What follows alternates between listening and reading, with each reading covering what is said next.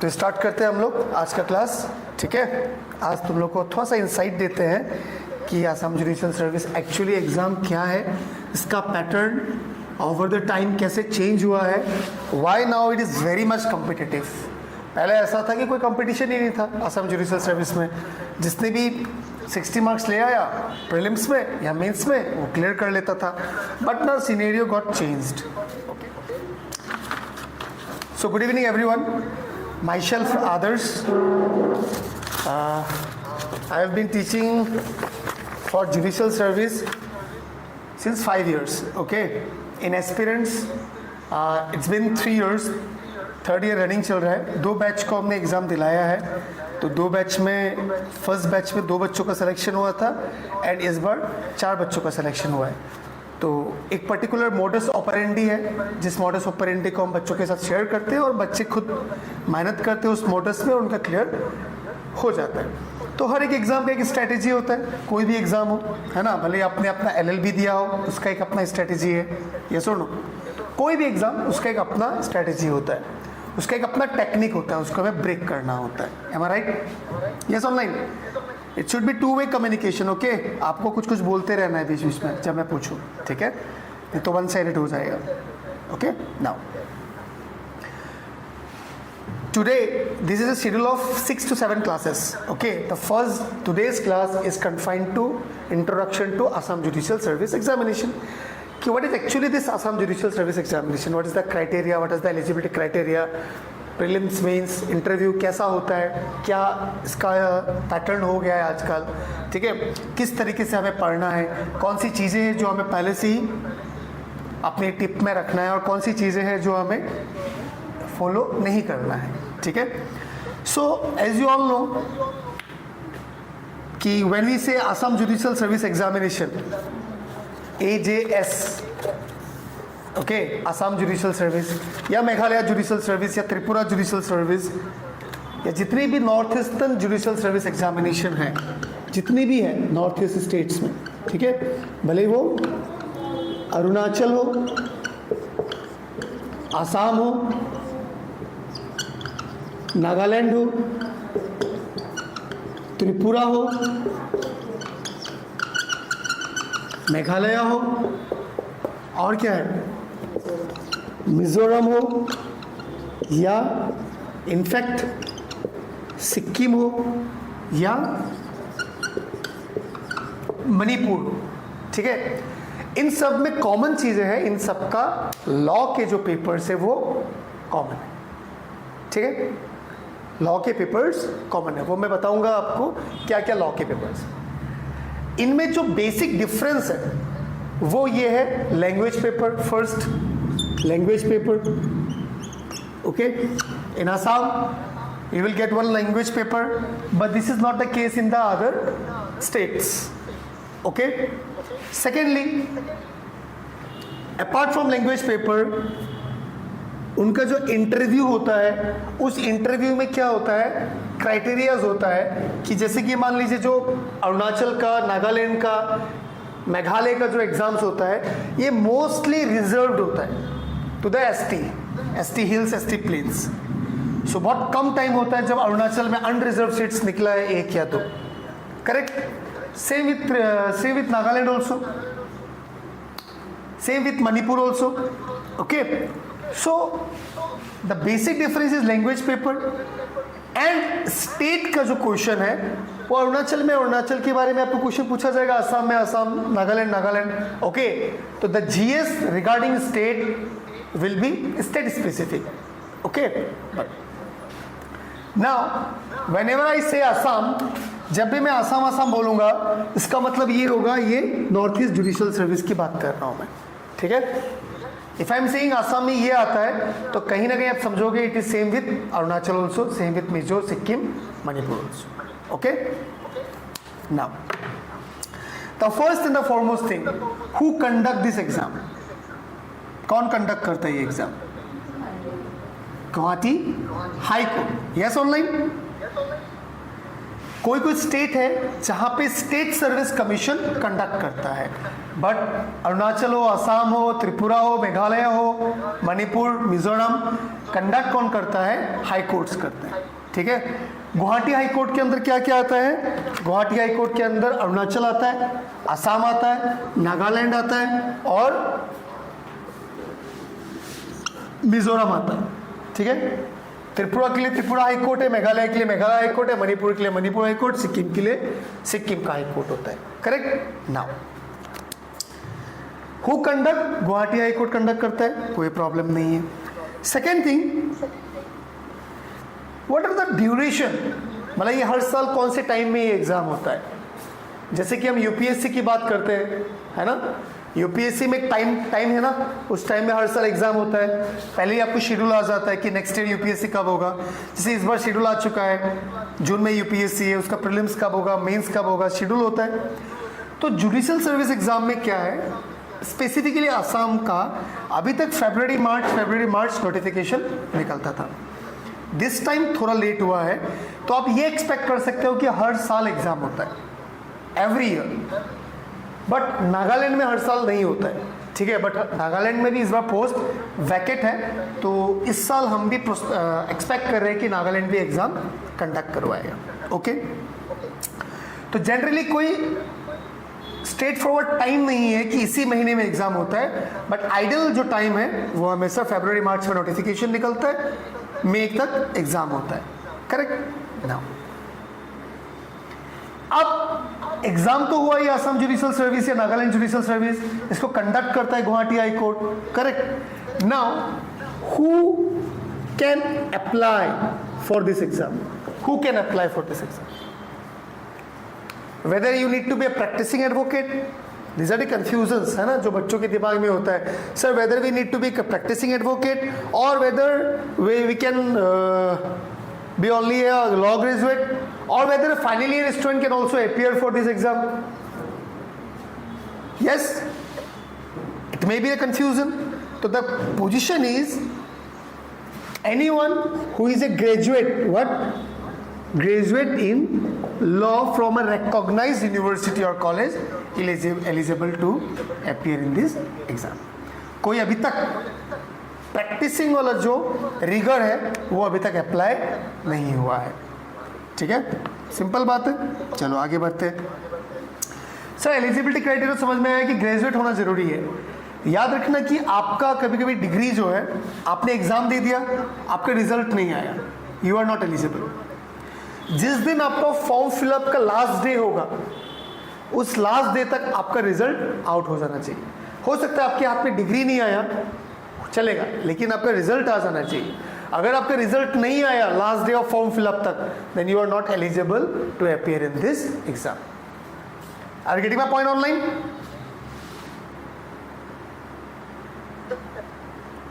Okay, हो सकता है छोटी सी बात है, लेकिन समझ लो आप। Now coming to the apply हो गया, who conduct, who can apply. Okay, now what are the stages of this exam? पता होगा what are the stages? Yes, क्या क्या होता है Ratnapriya stages of this exam? Prelims, mains and interview. Yes online, prelims, mains and interview. Prelims जो होता है उसको हम लोग क्या बोलते हैं बरखा? स्क्रीनिंग टेस्ट बोलते हैं। क्या बोलते हैं? Screening test. क्या बोलते हैं? Screening test. अब इसको समझना जरूरी है कि सर ये स्क्रीनिंग टेस्ट और प्रीलिम्स में क्या अंतर है? एक ही तो बात है ना? सो व्हेन वी से स्टेजेस, देन क्या आता है? प्रीलिम्स, इसको हम स्क्रीनिंग टेस्ट भी बोलते हैं। क्या बोलते हैं? Screening test. यहाँ पे हम बच्चों को निकालते हैं, ठीक है ना, स्क्रीन आउट करते हैं। फिर होता है मेंस, जिसको हम रिटन भी कहते हैं। करेक्ट। देन इंटरव्यू, जिसको हम वाइवा भी कहते हैं। करेक्ट। चलो नाउ एलिजिबिलिटी क्राइटेरिया की जब हमने बात की, एलिजिबिलिटी क्राइटेरिया की जब हमने बात की, तो पहला हुआ कि लॉ ग्रेजुएट है ना, और एज फैक्टर भी तो होता है। कितना है maximum age? In case of unreserve 38 years, in case of unreserve 38 years, और in case of SC and ST it is 43 years. ठीक है। For Assam judicial service examination the maximum age limit is 38 years for unreserved, and for ST SC it will 43 years. Okay, now coming back to the stages of this exam. When we see stages of this exam, the first stage is the prelims, what जिसको हम लोग screening test बोलते हैं। अब इसमें बात समझना बच्चों, बेटे ज्योतिषा, ओके, तो ज्योतिषा प्रीलिम्स कितने मार्क्स का होता है? 100 मार्क्स का प्रीलिम्स होता है। चलो, इसमें कितना लाना इंपॉर्टेंट है? 60 आ गया तो प्रीलिम्स हो जाएगा। क्या लगता है ऑनलाइन बच्चों, क्या अगर 60 अगर लेके आ गए तो एग्जाम हो जाएगा? नहीं सर, है ना, चेंज हो रहा है सर, वो हमेशा डिपेंड करता है। 60 is the eligibility criteria, minimum marks is 60, आपको 60 लाना ही पड़ेगा, this is the minimum marks. 2018 के पहले ऐसा था कि जिसको भी 60 मिल गया उसका प्रीलिम्स हो जाता था। This is the situation before 2018, और 2018 वाला एग्जाम में भी ऐसा ही था। बट जैसे ही 2018 पार हुआ, पूरा का पूरा डायनेमिक चेंज हो गया।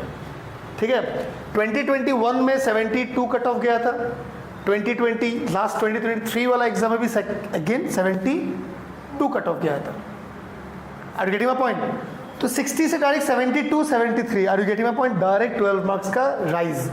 इस बार हम एक्सपेक्ट कर रहे हैं कि इस बार जो कट ऑफ है वो कम से कम भी 76 जाएगा। समझ में आ रहा है आपको बात?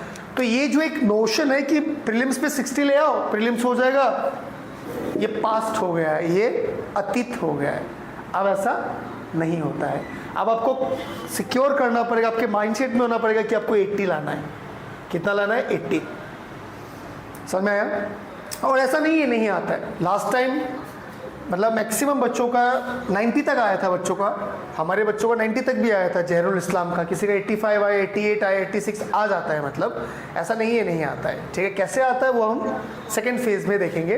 But prelims 60 is the minimum marks, but nowadays you can face cutoff up to 76 75 also.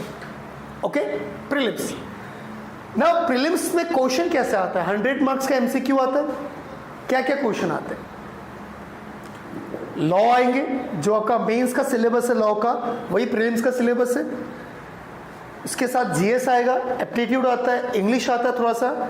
ठीक है, आपका सिलेबस दिया हुआ है उसमें प्रीलिम्स का। तो ये जो लॉ आता है और ये जो GS एप्टीट्यूड आता है, ये 90 मार्क्स का आता है विथ इंग्लिश। एंड 10 मार्क्स से क्या आएगा? Language paper, Assamese. ओके, तो प्रीलिम्स में और मेंस का जो सिलेबस होता है वो सेम होता है। ठीक है, नहीं बुझा? प्रीलिम्स और मेंस जो सिलेबस वो सेम है, किंतु मोडस टू बेलेग है कि बेलेग है, मोडस अलग होता है। प्रीलिम्स और मेंस का सिलेबस तो सेम है, लेकिन इसमें क्या होता है? रिटन होता है, और ये क्या होता है? स्क्रीनिंग टेस्ट में MCQ।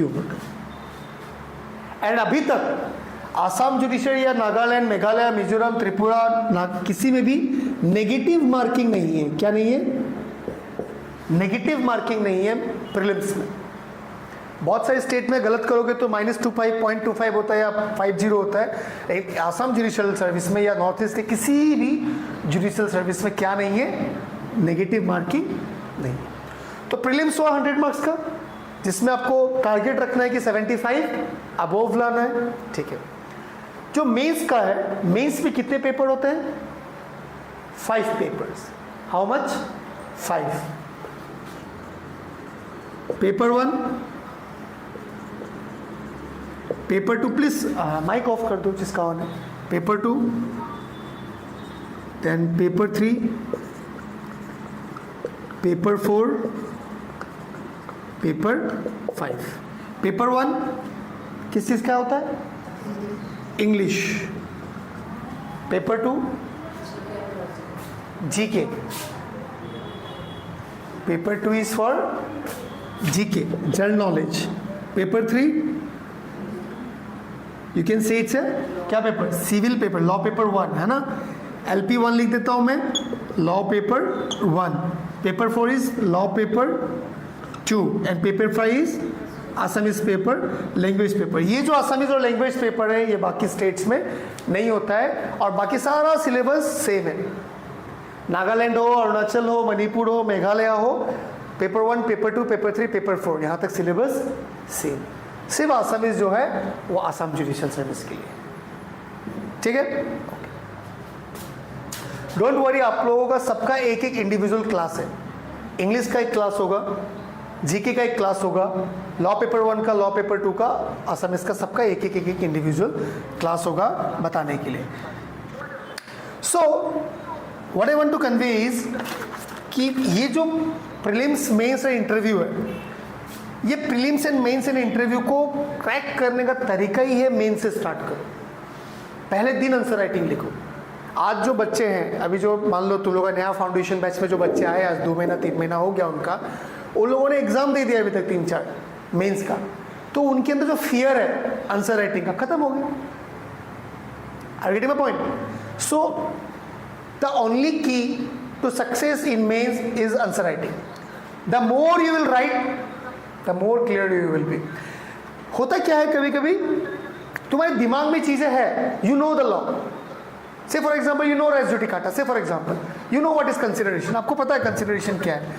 But when the time come to write down on the, write a short note on consideration, problem वहां से शुरू होती है ना। नहीं बरखा, ऐसा तो नहीं है तुम्हें रेस जुडिकाटा नहीं आता है, डेफिनेटली आता होगा आपको। लेकिन जब मैं आपको बोलूँ कि write a short note on res judicata, तभी तो प्रॉब्लम होगी। सर कितना बड़ा लिखूं मैं, कितना छोटा लिखूं, बहुत आता है, टाइम कम है। Are you getting my point? इस तरह की प्रॉब्लम्स होती है। प्रीलिम्स में बच्चे क्यों फेल करते हैं ये भी सुन लो। लास्ट टाइम जिस बच्चों ने हमारे यहाँ से प्रीलिम्स दिया था, आपको पता है उन्होंने कितने मार्क्स का मॉक टेस्ट दिया था? सुचरिता ने कितने मार्क्स का दिया मुझे नहीं पता, कितने क्वेश्चंस का, कम से कम भी 4 से 5,000 क्वेश्चन का सिर्फ एग्जाम दिया है उन्होंने। 4 to 5,000 क्वेश्चंस का सिर्फ एग्जाम दिया है, प्रैक्टिस छोड़ दो, एग्जाम दिया है। तो डेफिनेटली उनका एमसीक्यू में 85, 80, 90 लाना बहुत नेचुरल है। सो प्रीलिम्स क्रैक करने का क्या क्राइटेरिया है? MCQ. Do as much as possible, जितना एमसीक्यू कर सकते हो। और मेंस क्रैक करने का क्राइटेरिया क्या है? Answer writing. समझ आ रहे नहीं? कोई दूसरा कोई मंत्र नहीं है, ये कोई जबरदस्ती वाला मंत्र नहीं है कि जाओ कोचिंग करो, कोचिंग तुमको पास करा देगा। कोई कोचिंग पास नहीं करा सकता, ये बेकार बात है, ये बेकार बात है। एस्पिरेंट्स स्टार्ट हुआ इससे 2 साल पहले, 3rd ईयर रनिंग है, तो हमने एक फॉर्मूला लेके आए कि जिस फॉर्मूला से हमने एग्जाम दिया, जिस फॉर्मूला से बाकी फ्रेंड्स ने एग्जाम दिया, क्रैक किए, तो हमने स्टार्ट किया वो फॉर्मूला, खुद एक बनाया, तो वो it works, it is working now, that's it. एक प्लेटफॉर्म है सिर्फ, it's just a platform where आप सब आ सकते हो, हम भी आते हो, हम बैठ के डिस्कस करते हैं। इस भरोसे में मत आना कभी भी जीवन में कि बस कोचिंग ज्वाइन कर लिया है, एडमिशन ले लिया, हमारा अपने आप जुडिशरी हो जाएगा, ऐसा नहीं है। बहुत बच्चे हैं जो जुडिशरी का कोचिंग करते हैं, फिर घर पे बैठे रहते हैं, आते नहीं हैं, बाद में हमें निकाल देना पड़ता है कि बेटा तुम जाओ भाई, इससे अच्छा क्यों पैसा वेस्ट कर रहे हो अपना, मत दो इंस्टॉलमेंट, जाओ।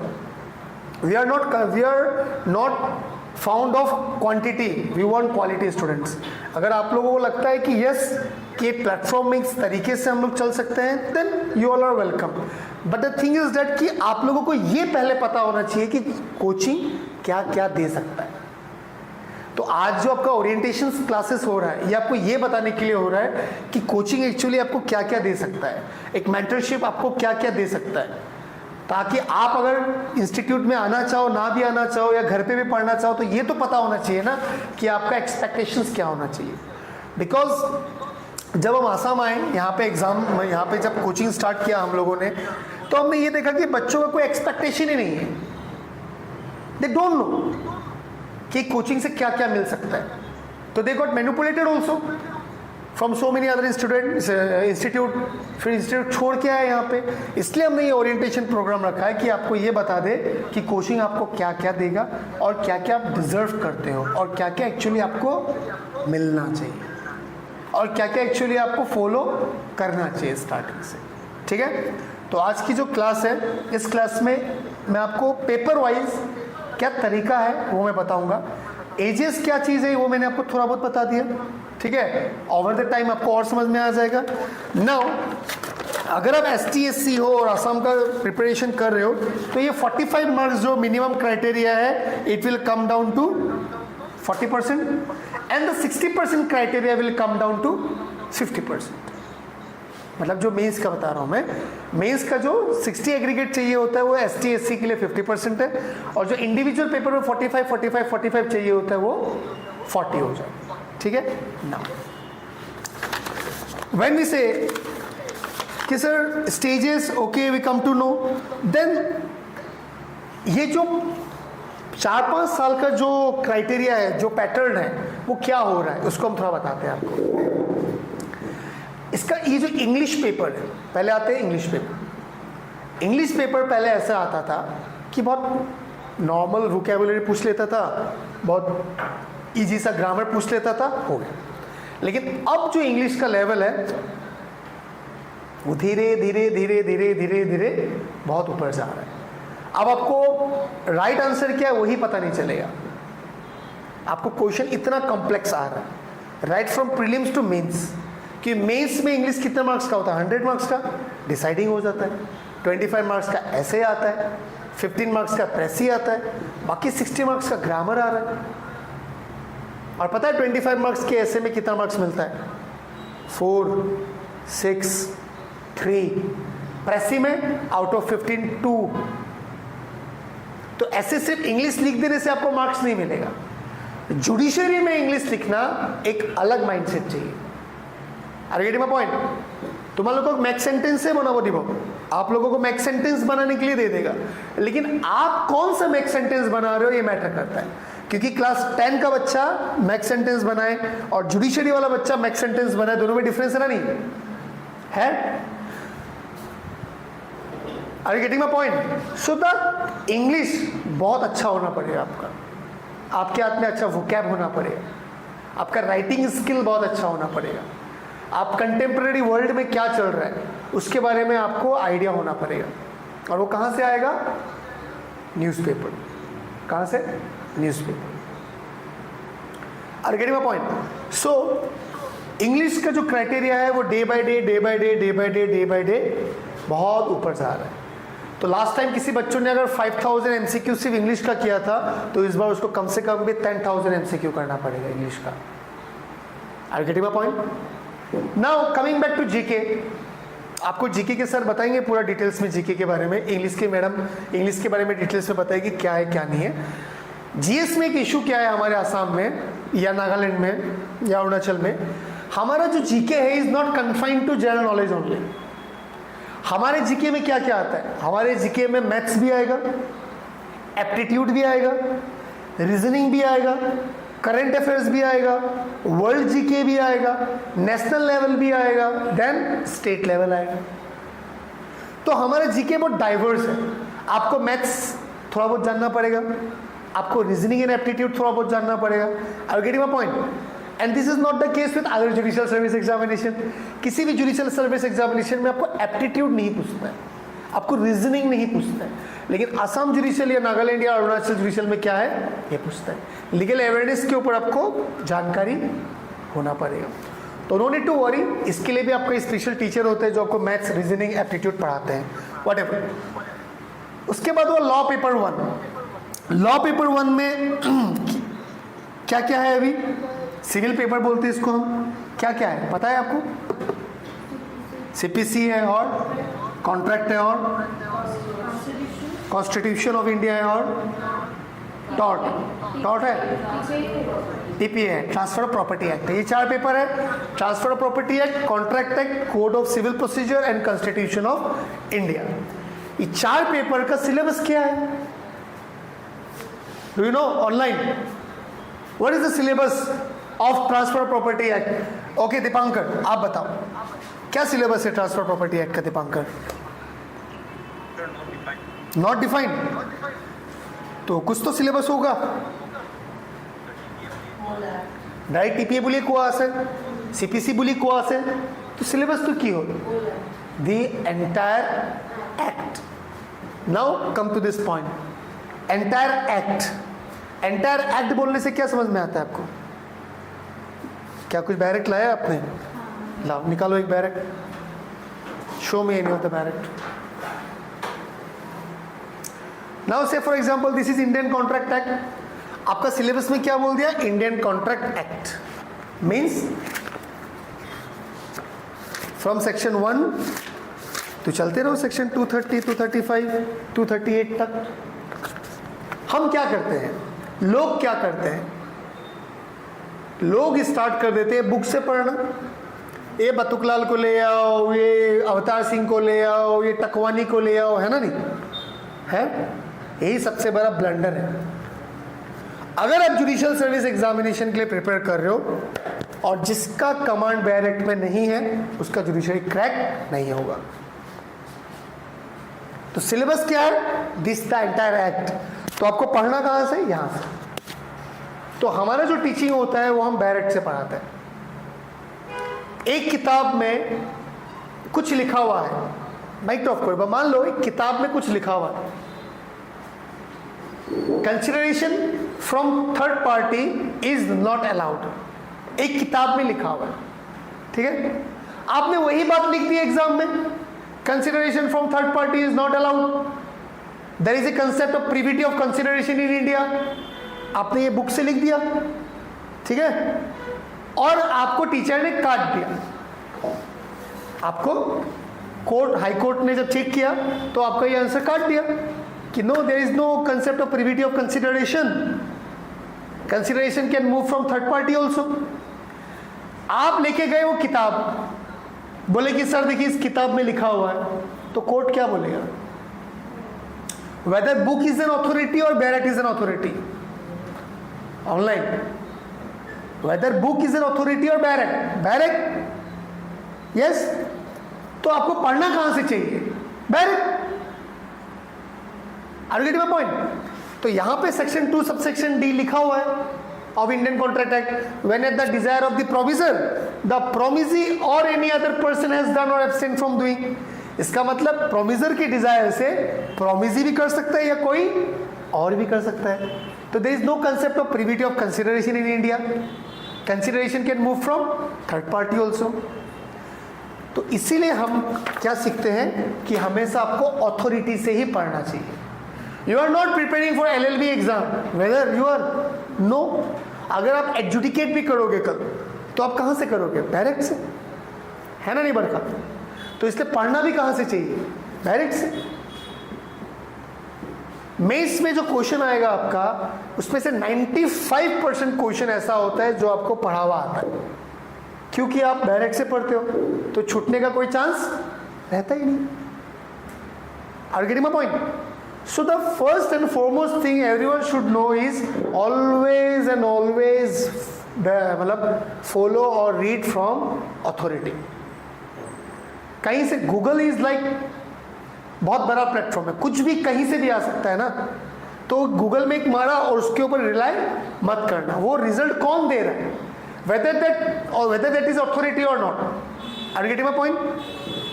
So तो आपको क्या फॉलो करना है? डायरेक्ट फॉलो करना है, अथॉरिटी फॉलो करना है, ठीक है ना। अब बात यह आया कि सर जीएस में क्या क्या आता है? पता है आपको जीएस में क्या क्या आता है? Apart from this reasoning aptitude, history भी आता है, इंडियन हिस्ट्री या असम हिस्ट्री, या अगर अरुणाचल बोल रहे हो तो अरुणाचल हिस्ट्री, अगर नागालैंड तो नागालैंड हिस्ट्री, मेघालय तो Meghalaya history, okay. Then geography आता है, अवार्ड्स आता है, हु एंड हु आता है, करंट अफेयर्स तो आता ही आता है ना। और क्या आता है?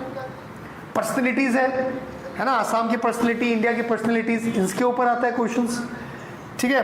Then English grammar, English grammar एक ऐसा चीज है ना जो हम लोगों ने क्लास 10 तक तो पढ़ा लेकिन हम भूल गए।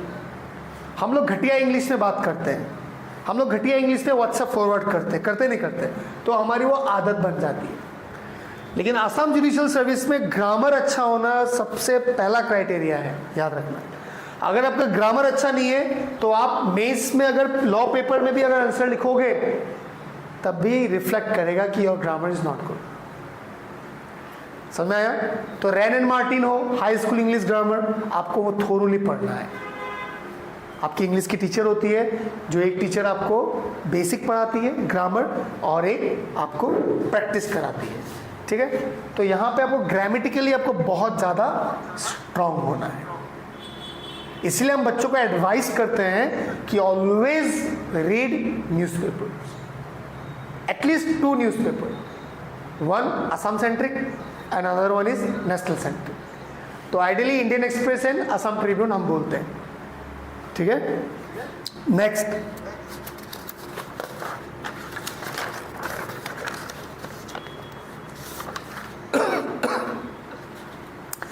अब बच्चों का बात ये आता है कि सर मान लीजिए हमने कोचिंग ले लिया, सब कुछ ले लिया, या कोचिंग नहीं भी लिया सर, तो हमें कौन सी किताबों से पढ़ना चाहिए, है ना? ये क्वेश्चन आता है सर कौन सा नोट से पढ़े, यस ऑनलाइन?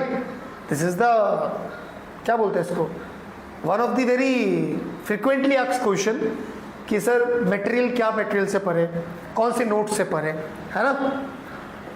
हम क्या एडवाइस करते हैं? हम ये एडवाइस करते हैं कि पहले बैरेट से पढ़ो। प्रोसीजर लॉ के लिए हम 2 किताबें रिकमेंड करते हैं, बहुत पतली पतली किताबें हैं, 2 किताबें रिकमेंड करते हैं, प्रोसीजर वहाँ से पढ़ो। और बाकी जितने सब्जेक्ट्स हैं वो एक्सपीरियंस आपको एक मटेरियल देता है, उस मटेरियल से। उसके अलावा आपको कुछ नहीं पढ़ना होता है, क्योंकि बैरेट इज एनफ। क्लास करते हो आप, क्लास से आपको चीज़ें पता चलती है, एड ऑन करते हो आप, और आप अपना एक मटेरियल पढ़ते हो।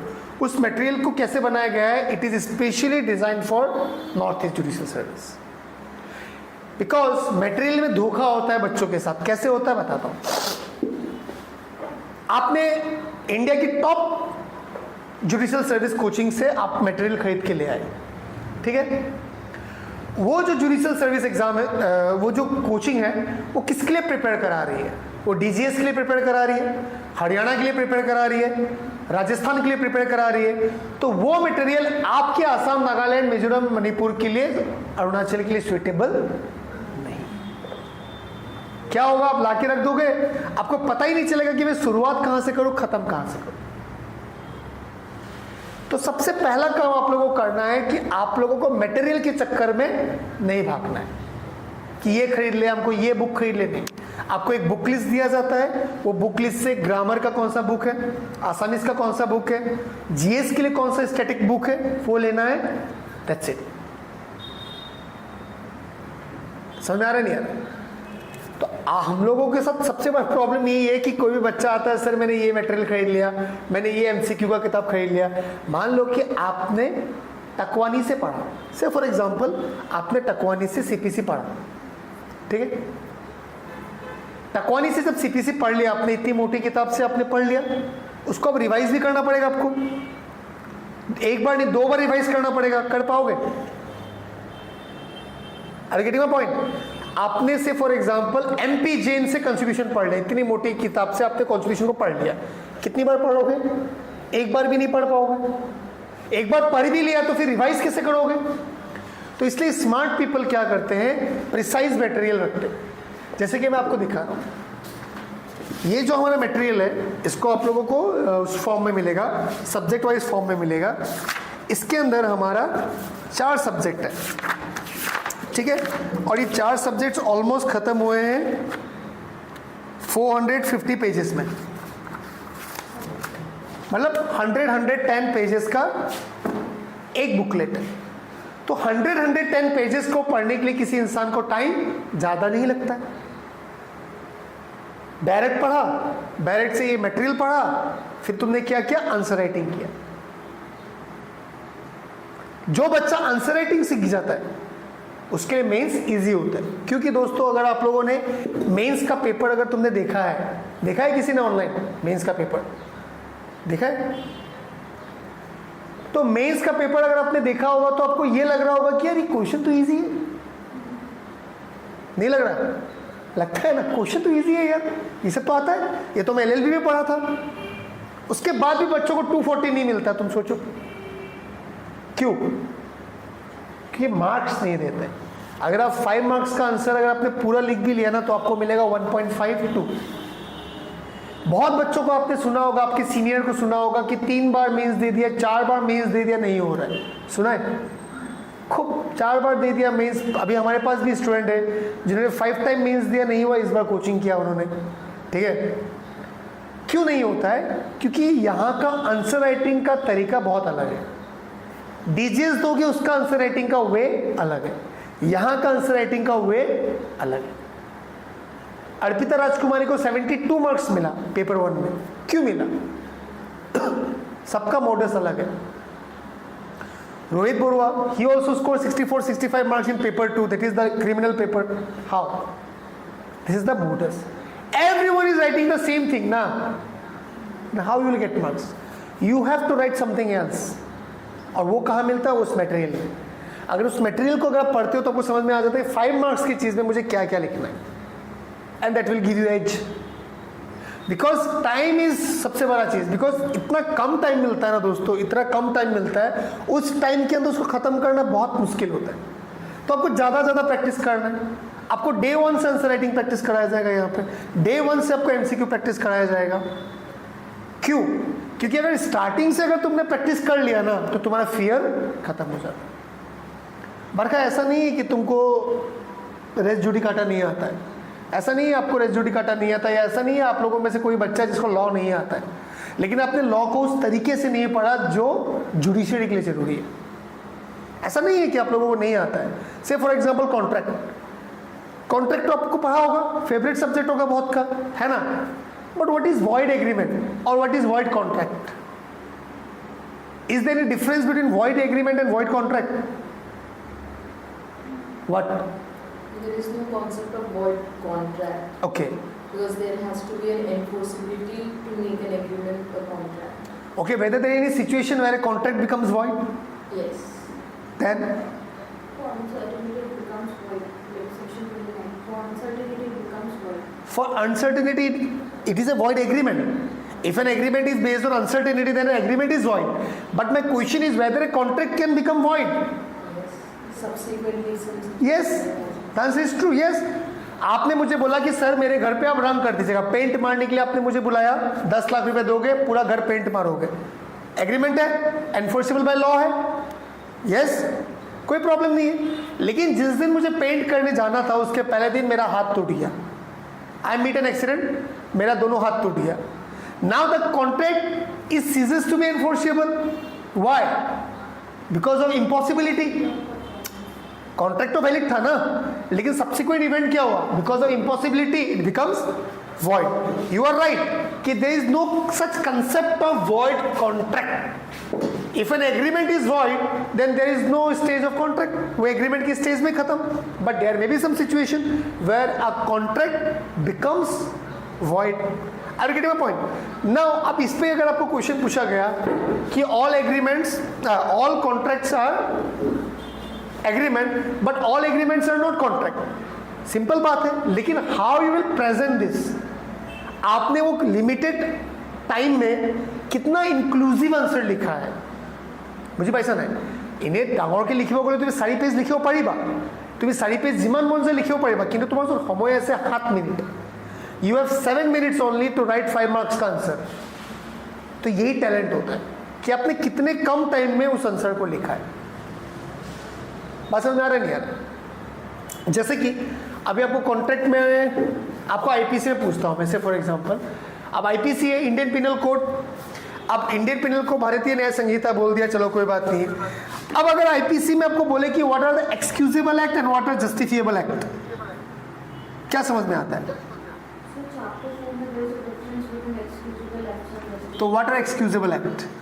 What is the jurisprudence behind excusable act? Why?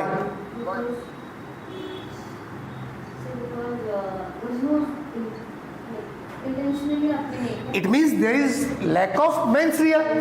That's why it is excusable. समझ में आ रहा है नहीं आ रहा है?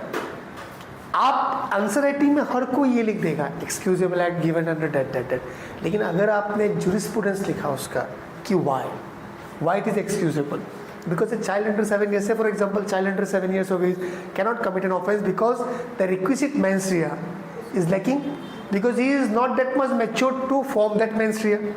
तो ये होता है तरीका आंसर लिखने का, इसी से चेंजेस आता है. आपको क्वेश्चन सेम पूछा जाता है, एक ही क्वेश्चन पूछा जाता है आपको, एक ही तरह का क्वेश्चन पूछा जाता है आपको, लेकिन उसका अप्रोच कैसे आप लाते हो इससे ये मार्क्स में डिफरेंस आता है. और हर बच्चा क्या करता है, लॉ पेपर 1 लॉ पेपर 2 पढ़ लेता है, बहुत अच्छी से पढ़ता है, लेकिन इंग्लिश और जीके को क्या करता है, इग्नोर कर देता है. तो ऐसे बहुत बच्चे हैं जिसको लॉ पेपर 1 लॉ पेपर 2 में 55 मिल गया, लेकिन इंग्लिश में बहुत गंदा मिला, 47 मिला, जीएस में बहुत कम मिला. तो ये चारों 100 मार्क्स हो ना है, तो आपको चारों में इम्पोर्टेंट मतलब इक्वल इंपॉर्टेंस देना पड़ता है. मैक्सिमम बच्चों का एग्जाम मेंस इसलिए खराब होता है क्योंकि वो इंग्लिश में ध्यान नहीं देते. मैक्सिमम बच्चे, इस बार अगर आप मेंस का रिजल्ट उठा के देखोगे तो इंग्लिश में मैक्सिमम बच्चों का एग्जाम खराब हुआ है. जो टॉपर है ना उसको कितना मिला है पता है इंग्लिश में? कितना? Do you know how much the topper got this time? 47 only. 3 marks कम आता तो फेल. टॉप तो छोड़ ही दो, फेल.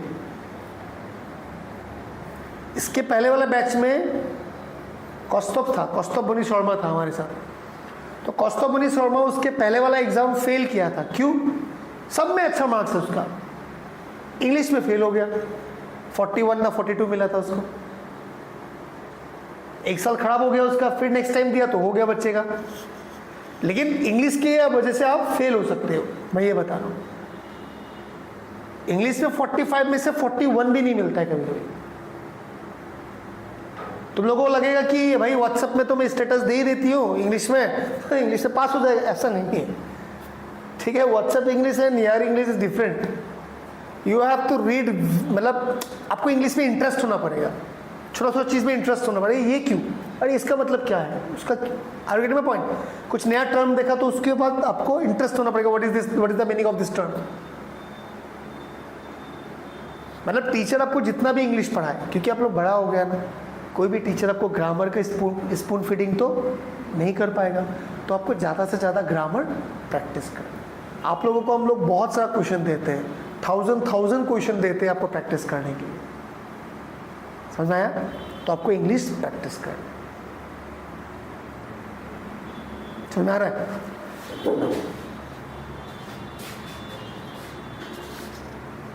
कोई भी अननेसेसरी किताब नहीं खरीदेगा आप लोग, कोई भी किताब नहीं खरीदेगा. ठीक है, कोई बुक मत खरीदना, क्योंकि ये एक ट्रैप है. बेस्ट बुक बोलने से आप खरीद लोगे, मत खरीदना. कोई किताब खरीदने की जरूरत नहीं है, क्योंकि ज़्यादा मटेरियल होगा आप ज़्यादा डाइवर्ट होगा. जितना ज़्यादा मटेरियल होगा उतना खराब है. इसलिए कम से कम मटेरियल होना चाहिए, और उसी कम से कम मटेरियल का मैक्सिमम यूटिलाइजेशन करना सीखना चाहिए. समझ में आ रहा है नहीं यार? हमारा टॉट का जो मटेरियल है वो 70-80 पेजेस का है मात्र, लेकिन वो 70-80 पेजेस में आपको सारी बातें बता दिया गया है. उसको हमें एम्पलीफाई करना सीखना है, उसमें आंसर राइटिंग करना सीखना है. Are getting my point? लेकिन मान लो रतन लाल धीरज लाल का 600 पेज का अगर टॉट पढ़ने बैठ जाएगा तो नहीं होगा यार. ये एग्जाम एक स्ट्रेटेजी मांगता है, गधा नहीं मांगता है. 1 साल का टाइम चाहिए. ऐसा नहीं है तुम आज से प्रिपेयर करना कर जाओगे तो नहीं होगा. 1 साल का टाइम चाहिए. 1 year is an idle time. प्यार से 1 साल का टाइम चाहिए.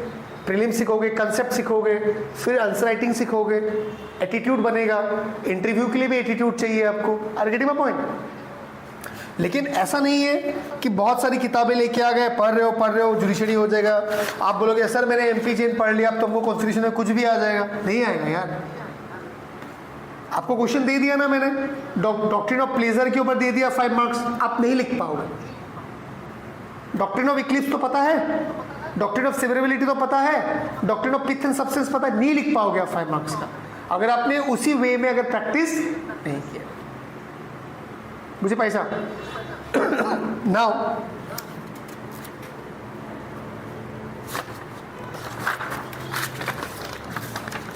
आप लोगों का, जैसे इसमें बहुत सारा क्वेश्चंस कोई बच्चा पूछा था, आप लोगों का कोई क्वेश्चन है जुडिशियल सर्विस को लेके? पेपर ओरिएंटेड नहीं, पेपर ओरिएंटेड तो क्लास होगा आपका।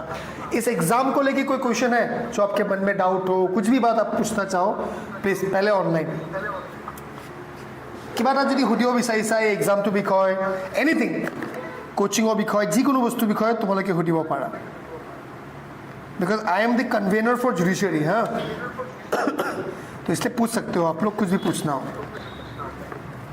इस एग्ज़ाम के बारे में या कुछ भी।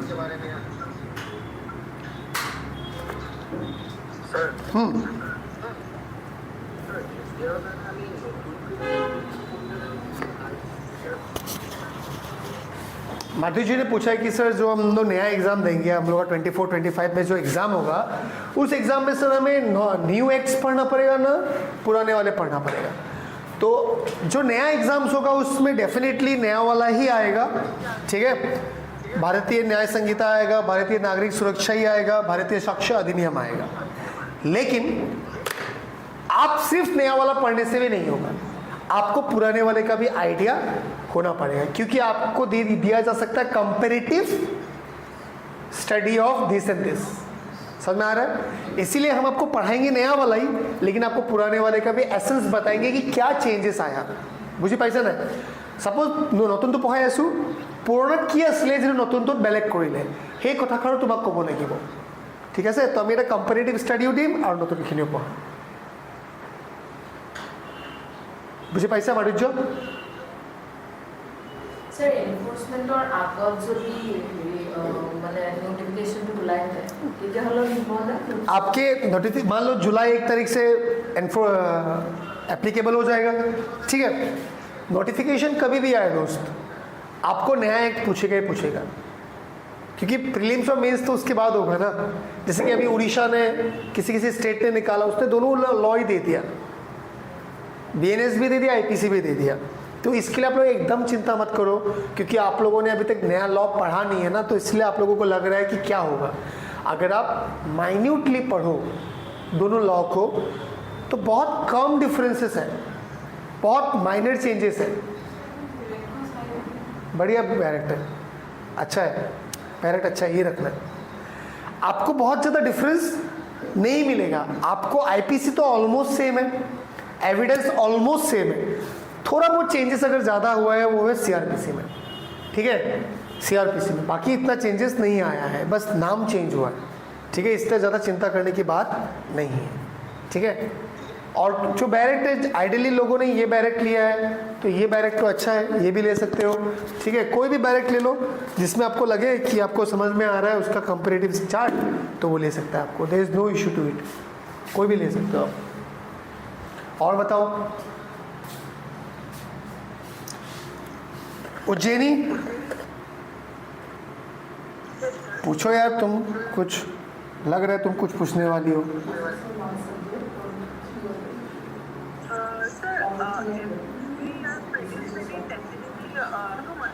So every year tentatively April में एग्जाम हो जाए, किन्तु एबार নহব।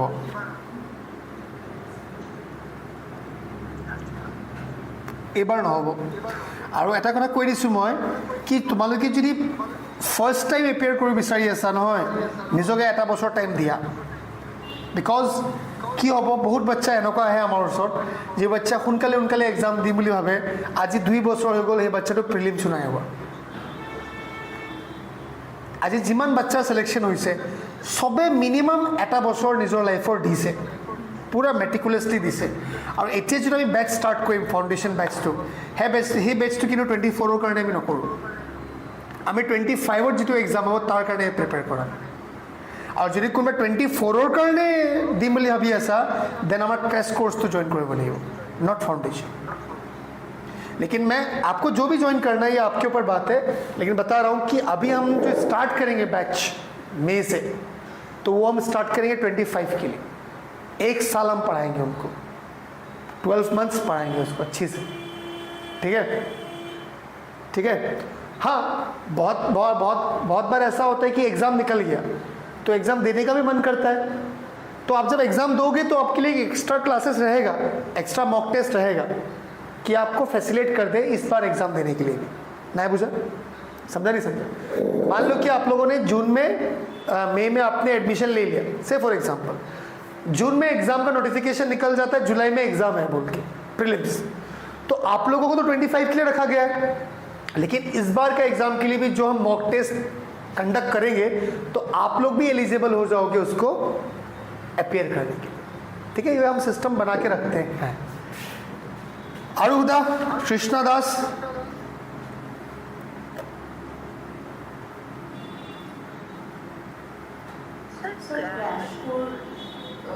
क्रैश कोर्स में what is there? In crash course we use to revise thing. जैसे कि मैं फाउंडेशन में हम लोग एक एक चीज़ पढ़ाते हैं, बैरक पढ़ाते हैं, है ना। तो क्रैश कोर्स में ये होता है, वो ऑलरेडी वो बच्चा होता है जिसने एग्जाम दे दिया होता है, लेकिन उसका होता नहीं है, ऑलरेडी वो पढ़ चुका होता है, बस उसको रिवीजन चाहिए होता है। तो crash course is more of revision centric, revision and exam, revision exam, revision exam. But in foundation we will teach you from the very grass root. पहले आपको बेसिक पढ़ाएंगे, फिर आपको एडवांस पढ़ाएंगे, फिर आपसे एग्जाम लेंगे। ठीक है, क्रैश कोर्स में आपको बेसिक नहीं पढ़ाया जाएगा, इसलिए कम टाइम का होता है। एग्जाम के पहले स्टार्ट होता है, एग्जाम तक रहता है। और अगर कुछ स्पेसिफिक रिक्वायरमेंट है, मतलब वीक पॉइंट है किसी सब्जेक्ट में, तो जैसे कि आपका लैंग्वेज पेपर में है, से फॉर एग्जांपल लैंग्वेज पेपर, सो से लैंग्वेज पेपर के लिए एक्स्ट्रा क्लासेस होता है। क्रैश कोर्स का पूछ रहे हो आप ना, तो क्रैश कोर्स में एक बच्चे ने एडमिशन ले लिया, उसके बाद उसका ये है कि सर मुझे लैंग्वेज का एक्स्ट्रा क्लासेस चाहिए, तो उसके लिए भी प्रोविजंस है, वो अलग आ जाए। इंग्लिश का क्लास चाहिए, इंग्लिश के क्लास में आ जाए, बिकॉज क्रैश कोर्स में जो क्लासेस होगा, इंग्लिश का भी होगा, जीएस का भी होगा, इंग्लिश का भी होगा, असमिस का भी होगा, लेकिन वो मोर ऑफ प्रैक्टिस सेंट्रिक होगा। आपको ग्रामर नहीं पढ़ाया जाएगा, ग्रामर प्रैक्टिस कराया जाएगा। अगर आपको लगता है कि आपका लैंग्वेज बहुत ही हालत ख़राब है, तो आप बेसिक क्लास में आ जाओ लैंग्वेज का। Are getting my point? किसी बच्चे का असमिस नहीं आता है, तो असमिस बेसिक क्लास में आएगा वो, तो उसके लिए वो क्राइटेरिया भी है। और बताओ,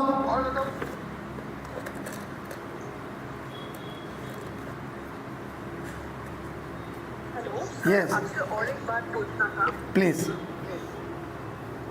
एक्चुअली अभी मैं फाइनल ईयर में हूँ, इस सेमेस्टर में, तो मेरा तो ग्रेजुएशन अभी ये जून जुलाई में हो जाएगा। तो आपको क्या लगता है कि एग्ज़ाम के बाद ज्वाइन करना चाहिए या फिर मैं अभी से ज्वाइन करना ज़्यादा अच्छा होगा? मतलब उज्जैनी आइडली ये होता है कि से फॉर एग्जांपल आपने जैसे फाइनल ईयर बच्चों के लिए क्या करते हैं हम लोग, जो फाइनल ईयर बच्चे होते हैं उनके लिए हम एक वो करते हैं, जैसे कि उन जो फाइनल ईयर में पहुंच गया, मान लो 9th सेमेस्टर में पहुंच गया, हम वो बच्चे भी एडमिशन लेते हैं हमारे यहाँ पे। उन बच्चों के लिए हम क्या करते हैं, उनका 2 महीना जो होता है एग्ज़ाम का, सेमेस्टर में 1 महीना खराब होता है। से फॉर एग्जांपल जून सेमेस्टर हुआ, एक नवंबर दिसंबर सेमेस्टर हुआ, तो वो जो 2 सेमेस्टर का एग्ज़ाम होता है, 2 महीने में इंस्टीट्यूट में कुछ भी पढ़ाया गया उन बच्चों को फिर से वो रिपीट किया जाता है। तो ये आपके ऊपर है, अगर आपको लगता है कि आपका समय है, अभी क्लास में ज़्यादा इंपॉर्टेंट चीज़ें नहीं है, मई का महीना मैं क्यों ख़राब करूँ, तो आप क्लास कर सकते हो। या आपको लगता है कि मैं ख़त्म कर लेती हूँ जून में, एग्ज़ाम दे देती हूँ जून में, उसके बाद मैं जुलाई से क्लास करूँगी, तब भी कोई प्रॉब्लम नहीं है। ठीक है, it's all about your comfort zone. अगर आप ज्वाइन कर भी लेती हो तब भी आपको लॉस नहीं है, क्योंकि जो भी आपका 1 महीना में पढ़ाया जाएगा वो आपको फिर से रिपीट किया जाएगा। Are getting my point?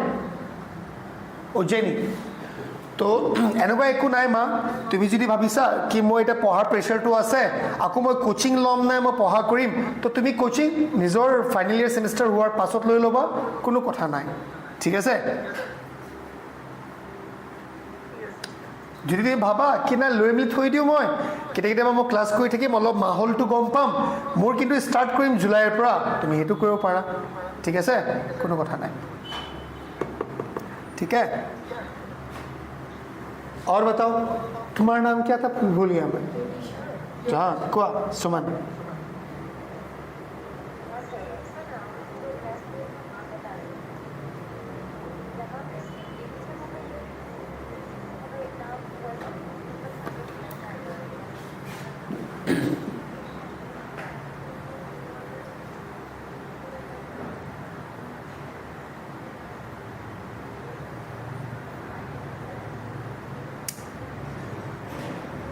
Yes मतलब क्या है कि 24 का जो एग्ज़ाम है उसके लिए जो क्रैश कोर्स है, तो डेफिनेटली उस क्रैश कोर्स में उस बच्चे को एग्ज़ाम के लिए प्रिपेयर कराया जाएगा।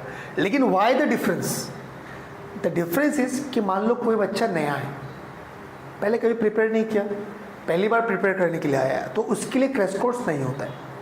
इसलिए नहीं होता है क्योंकि हम लोग क्रैश कोर्स में थोड़ा फास्ट जाते हैं। इसलिए फास्ट जाते हैं क्योंकि क्रैश कोर्स में अगर स्लो गया तो बच्चा बोर हो जाएगा, ठीक है।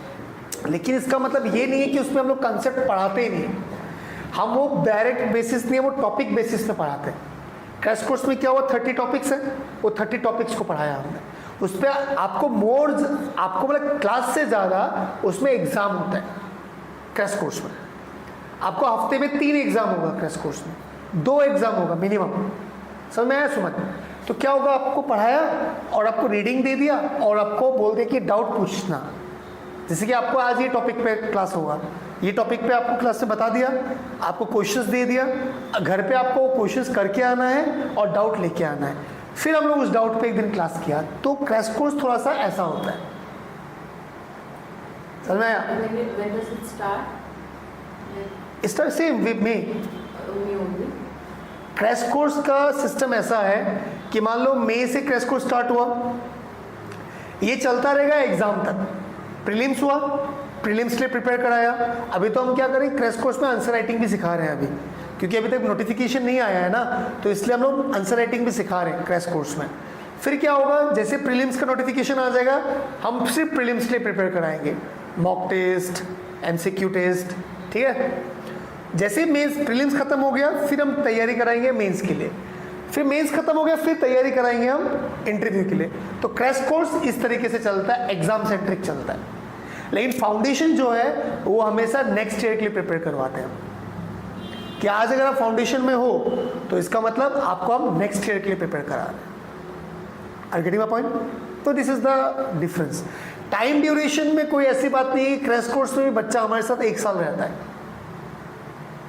क्योंकि मान लो कि अभी से अगर स्टार्ट हुआ, से फॉर एग्जांपल मई से स्टार्ट हुआ, ठीक है, आपका अगस्त में एग्जाम हुआ प्रीलिम्स, तो मई जून जुलाई अगस्त आप मेरे साथ थे। फिर सितंबर में हुआ मेंस, अगस्त सितंबर अक्टूबर नवंबर दिसंबर, जब तक रिजल्ट आया और जब तक आपका इंटरव्यू आया, तो 8-10 महीना इसमें भी हो ही जाता है। नहीं समझा?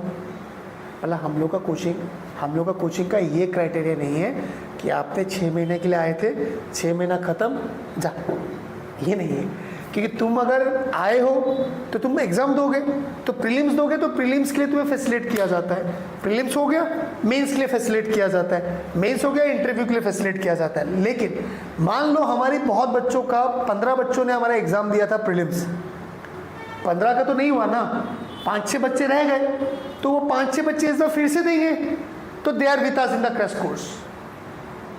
वो ऑलरेडी थे हमारे पास, एग्जाम नहीं क्रैक हुआ, फिर से हमारे साथ है इस बार, फिर से वो प्रीलिम्स देंगे। तो आप लोगों का जब नहीं होता है तो फिर से आप लोग कंटिन्यू करते हो, और getting my point, in this way हम आगे चलते रहते हैं। पूछो पूछो पूछो। यस,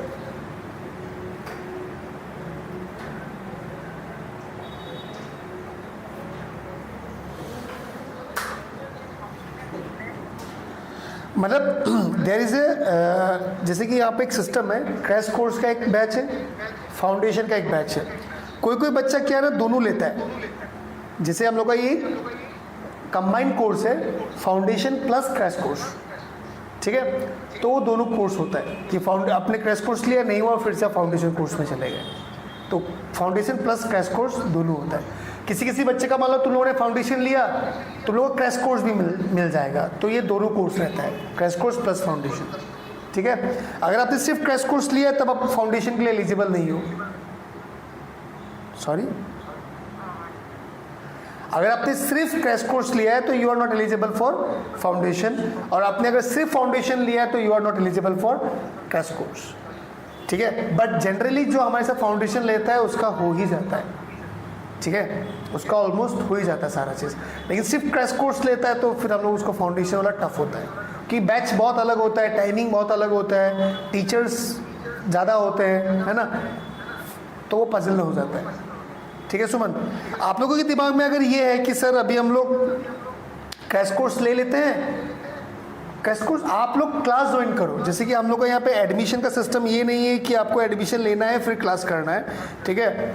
हम लोग का सिस्टम ये है कि आप आओ, आप फाउंडेशन बैच का क्लास करो, क्रैश कोर्स का क्लास करो, ठीक है। अपना जो एडमिशन है उसको प्रोविजनल लेके रख दो, उसके बाद आप क्रैश कोर्स भी ले लो, फाउंडेशन भी ले लो। जो बैच आपको ज़्यादा सुइटेबल लगता है आप उसमें एडमिशन ले लेना, खत्म।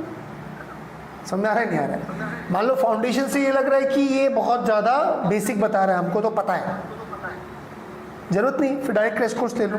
क्रैश कोर्स लेके लग रहा है कि यार नहीं हमारा तो फाउंडेशन बहुत वीक है, हमको तो थोड़ा सा अच्छी से पढ़ना है, तब क्रैश कोर्स नहीं लेके फाउंडेशन ले लो।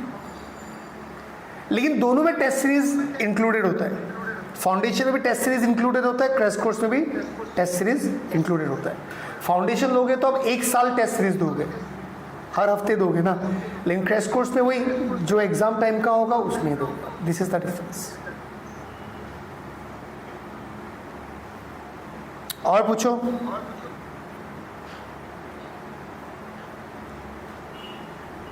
So the study materials are provided for both the courses or just the foundation? Now both the courses. See, mains material are almost same.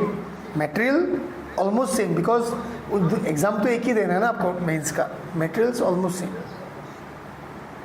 ऐसा नहीं है फाउंडेशन में भी मटेरियल आपको मिलेगा ही, उसका मटेरियल इज टोटली डिफरेंट है, क्लासेस का ही डिफरेंस होता है। Material wise both are same, only the classes are different. जब आपका एडमिशन होता है आपको पहले मटेरियल मिलता है, बाद में मिलता है क्या? बहुत जगह बाद में देते हैं, हम स्टार्टिंग में देते हैं ताकि आप पढ़ना शुरू कर दो घर पे। सर, करंट अफेयर्स कितना महीने का मतलब कवर करना पड़ेगा? 1 साल, 1 साल, 1 ईयर। जब प्रीलिम्स होता है उसके 1 साल तक का करंट अफेयर पढ़ना होता है, 1 साल करंट अफेयर पढ़ना ही पढ़ना है, कुछ भी हो जाए। और कोई कोई जजमेंट ऐसा होता है, भले वो 2 साल पुराना हो गया लेकिन इंपॉर्टेंट जजमेंट होता है, उसको पढ़ना ही होता है। इन चीज़ों के लिए हम लोग क्या करते हैं, एवरी वीक फोर्टनाइटली हम लोग आपको करंट अफेयर्स देते हैं, ठीक है। उसका एग्ज़ाम होता है, वीक में आपका मिनिमम 2 एग्ज़ाम होता है, ठीक है, प्रीलिम्स का, मेंस का, मतलब आंसर राइटिंग एंड एमसीक्यू। हम लोग एक तो टैगलाइन है, आपने देखा होगा, to learn, to retain, to execute, है ना। इसका फॉर्मूला ही ये है कि आपको पहले लर्न कराएंगे, दोनों मिलके पढ़ेंगे, उसके बाद आपसे एग्ज़ाम लेंगे। एग्ज़ाम लेने से क्या होगा, आप रिटेन कर पाओगे, अदरवाइज कोई रिटेन नहीं कर सकता है।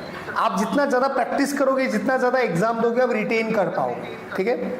उसके बाद हुआ आपका मॉक, जितना आपने रिटेन किया at the end of the day you have to execute in your exam. तो ये जो तीनों चीज़ है, जितना पढ़ाया आपको, जितना पोर्शन पढ़ाया, उन सारे पोर्शन का एग्जाम लिया जाता है, उन सारे पोर्शन का प्रैक्टिस किया जाता है, उसके बाद हम नया सिलेबस में, नया टॉपिक में जाते हैं। फाउंडेशन की बात कर रहा हूँ। तो ये learn retain execute, learn retain execute इस तरह में चलते हैं। इसलिए सिलेक्शन हो रहा है बच्चों का ना, क्योंकि जो बच्चा मन से पढ़ता है उसका हो ही रहा है, मतलब जो भी किया है अभी तक हो रहा है। मुझे नहीं पता कि बाकी इंस्टीट्यूट लोगों ने, कोई है यहाँ पे 1-2 उन्होंने नाम वाम दे देते कि हमारे यहाँ का बच्चा है वो है। यार आसाम में अभी तक कोई भी कोचिंग सेंटर ये नहीं बोल सकता था कि हमारे यहाँ से पढ़ के बच्चों का जुडिशरी हुआ है, क्योंकि ट्रेंड ही नहीं था कोचिंग का। 2021 के पहले जुडिशरी का कोचिंग का कोई ट्रेंड नहीं था आसाम में, ठीक है। हर इंसान प्रीवियस ईयर क्वेश्चन पेपर पढ़ता था और एग्जाम निकल जाता था। 2021 से क्राइटेरिया चेंज हो, ठीक है। अब लोग जो फर्स्ट टाइम निकाला है उन्होंने प्रैक्टिस किया है, प्रीलिम्स के लिए प्रैक्टिस किया, मेंस के लिए प्रैक्टिस किया। अर्पिता राजकुमारी, ज्योतिष बराली, रोहित, हरी, ये चारों 2021 से हमारे साथ है, 2021 से हमारे साथ है। 2021 के अक्टूबर नवंबर में ये आए थे हमारे पास, अक्टूबर नवंबर से 2023 तक इन्होंने प्रिपेयर किया हमारे साथ, 1-1.5 साल प्रिपेयर किया। कोर्स खत्म हो गया, उसके बाद रिवीजन किया है हमने हमारे साथ, तब जाके एक रिजल्ट आया। ऐसे रिजल्ट नहीं आता है यार, मेहनत करना पड़ता है। तो अगर आप लोग कोई भी मेहनत करे, मॉडल्स में मेहनत करे, तरीके से मेहनत करे तो निकल जाता है ये एग्ज़ाम, क्योंकि अभी भी बहुत ज़्यादा कंपटीशन नहीं हुआ है, क्योंकि लोगों को अभी भी फॉर्मूला या जो मॉडल्स है वो नहीं पता है। लोग वही एमपीजेन उठा के पढ़ ले, किसी पूछता है आप लोग कैसे पढ़े थे, अपने एविडेंस कहाँ से पढ़ा था, किसी किताब का नाम बोल देंगे, ठीक है। तो इसीलिए अगर तरीके से पढ़ा जाए, पहले दिन से आंसर राइटिंग किया जाए तो हो जाएगा, है ना सुचरिता। बहुत बच्चे आंसर राइटिंग नहीं करते हैं, है ना। एंड ताके नामा, अरुणाचल के लिए मैं एक स्पेशल बात बोल देता हूँ, अरुणाचल वाले बच्चे सुनो, असम जुडिशरी से 2 गुना ज़्यादा टफ अरुणाचल है। डू यू नो दिस ताके? दिस टाइम 4 बच्चों ने अरुणाचल दिया है, हमारे साथ मेंस दिया है, 4 बच्चों ने मेंस दिया अरुणाचल का। भाई बहुत टफ आता है। असम में जुडिशरी जितना टफ नहीं आता उससे ज़्यादा टफ आता है अरुणाचल में, क्योंकि आसाम का लॉ का पेपर अगर आप देखोगे तो बड़ा इजी आता है, लेकिन अरुणाचल का लॉ का पेपर देखो आप, थोड़ा सा अलग आता है, डिफरेंट आता है। 1-1 मार्क्स का 2-2 मार्क्स का आ जाता है। हमारे यहाँ पे 5-7 इस तरह आता है ना, वहाँ पे छोटा छोटा क्वेश्चन आ जाता है और बहुत डीप कंसेप्ट पूछता है, ठीक है। सो व्हाटएवर, आप लोग के बहुत सारी बातें होगी, हम लोग फिर बात करेंगे। मेरी और भी क्लासेस है आपके साथ, law paper 1 and law paper 2 मैं पढ़ाऊंगा आपको, ठीक है। मैं बताऊंगा डेमो में कि उस सब्जेक्ट को कैसे पढ़ना है। आज तो जस्ट मैं आपको ओवरव्यू देने के लिए मुझे बोला गया था कि जुडिशियल सर्विस क्या है, कैसे है, उसके बारे में आप बता दो। कल आप लोगों का क्या चीज़ का है, इंग्लिश और जीएस? एक बार टाइम टेबल देखना।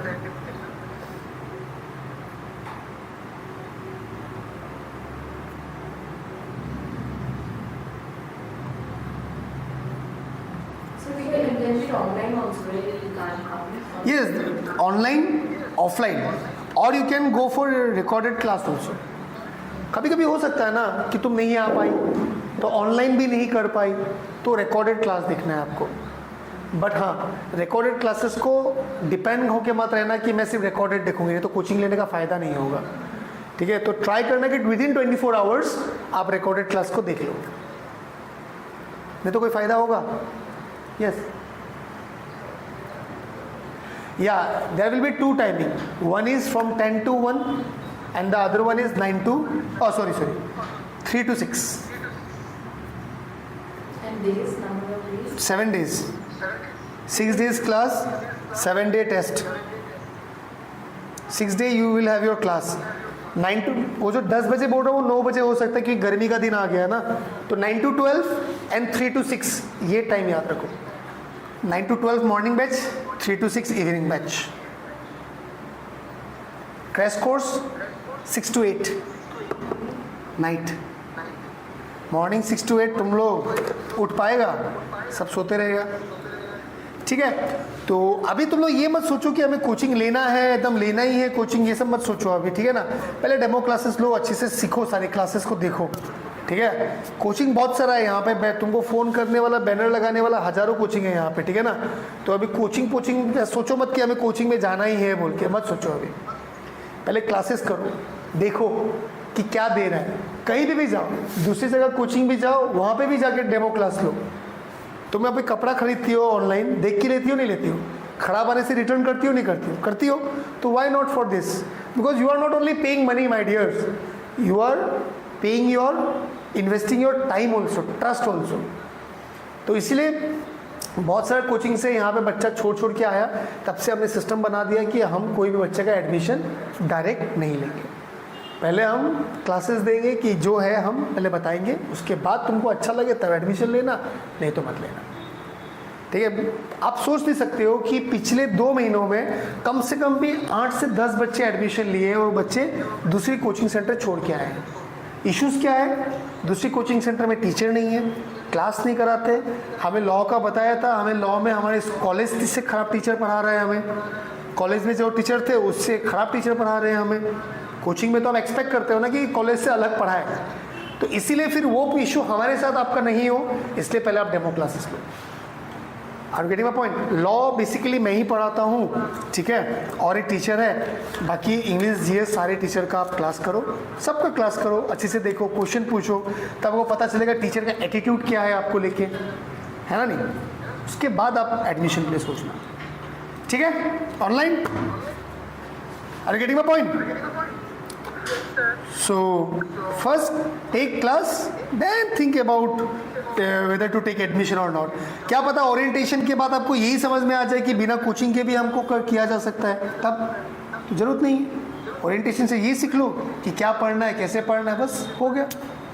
उसके बाद अगर आपको लगता है कि yes this is enough for me, then why need to invest your money, okay? So don't think about admission right now. Just take regularly all the classes. At least सारी classes आप ले लो, सारा orientation का class ले लो, उसके बाद आप decide करना क्या करना है क्या नहीं करना है, ठीक है? ओके?